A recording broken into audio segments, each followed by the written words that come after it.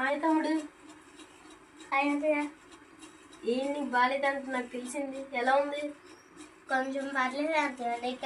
నీకు ఎవరు చెప్పారు నాకు బాగాలేదని? మీ ఫ్రెండ్స్ చెప్పారు. నిన్న ఎక్కడికి వెళ్ళు? ఏం తిన్నావు, ఏం తాగావు? సరదాగా బయటకు వెళ్ళాను అన్య. వెళ్తుంటే దారిలో నిమ్మకాయ మిరపకాయ దాటాను అన్య. దానివల్ల నాకు బాగాలేదేమో. అమ్మమ్మ వాళ్ళు కూడా అదే అంటున్నారు అన్య. అలా ఏం ఉండదు తమ్ముడు. నిమ్మకాయలు మిరపకాయలు మనల్ని ఏం చేయలేవు. అది మొత్తం మన అపోహ. నిమ్మకాయ మనం జ్యూస్ పిండుకోవడానికి యూజ్ చేస్తాం, మిరపకాయ ఏమో తాలింపులోకి యూజ్ చేస్తారు. మనం ప్రార్థనే చేసుకోవాలి తమ్ముడు. మన ప్రార్థనే మన బలం. బయటకు వెళ్ళినప్పుడు ఫాస్ట్ ఫుడ్ తిన్నాను అన్య. అందువల్ల నాకు బాగోలేదు అన్య. నువ్వు చెప్తుంటేనే నాకు తెలిసింది అన్య. అలాంటివి ఏం నమ్మబా తమ్ముడు. నువ్వు ప్రార్థనే చేసుకో, బైబిల్ చదువుకో, దేవుడే బాగు చేస్తాడు. సరే, టేక్ కేర్. థ్యాంక్ యూ అన్న.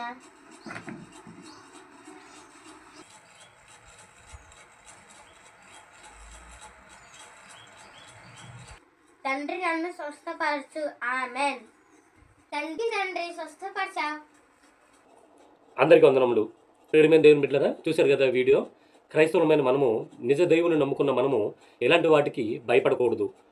నామకార్థ క్రైస్తవులంతా ఇలాంటి వాటికి భయపడుతూ ఉంటారు. కాబట్టి ప్రియమైన దేవుని బిడ్డలారా, నేను చెప్పదలుచుకుంది ఏంటంటే, మనము ఇలాంటి అపోహలకి, ఇటువంటి ఆలాపనలకి మనము భయపడకూడదు. దేవుడు మన పక్షాన ఉండగా మనకి ఇటువంటివి ఏమీ చేయలేవు మనల్ని. కాబట్టి ప్రియమైన దేవుని బిడ్డలారా, ప్రశ్నించుకోండి, పరిశీలించుకోండి. దేవుడు మన పక్షాన ఉండగా మనకు విరోధి ఎవడని దేవుని వాక్యం తెలియజేస్తుంది. రోమపత్రిక 8:31. కాబట్టి ప్రియమైన దేవుని బిడ్డలారా, మనము భయపడాల్సింది దేవునికి. దేవునికి భయపడక మనం ఇలాంటి వాటికి భయపడుతున్నాం. దేవునికి భయపడితే మనం దేనికి భయపడాల్సిన అవసరం లేదు. కాబట్టి ప్రియమైన దేవుని బిడ్డలారా, మీరు దేవునికి భయపడుతున్నారా, దేనికి భయపడుతున్నారో ఒకసారి ప్రశ్నించుకోండి. ఇలాంటి వాటికి, చిన్న చిన్న వాటికి ఏమీ చేయలేని, ఆఫ్టర్ ఆల్ నీ భక్తిని ప్రశ్నించే ఇలాంటి వాటికి భయపడుతున్నావంటే, ప్రియమైన దేవుని బిడ్డలారా, నువ్వు ఏ స్థితిలో ఉన్నావో, ఏ పరిస్థితిలో ఉన్నావో ప్రశ్నించుకో.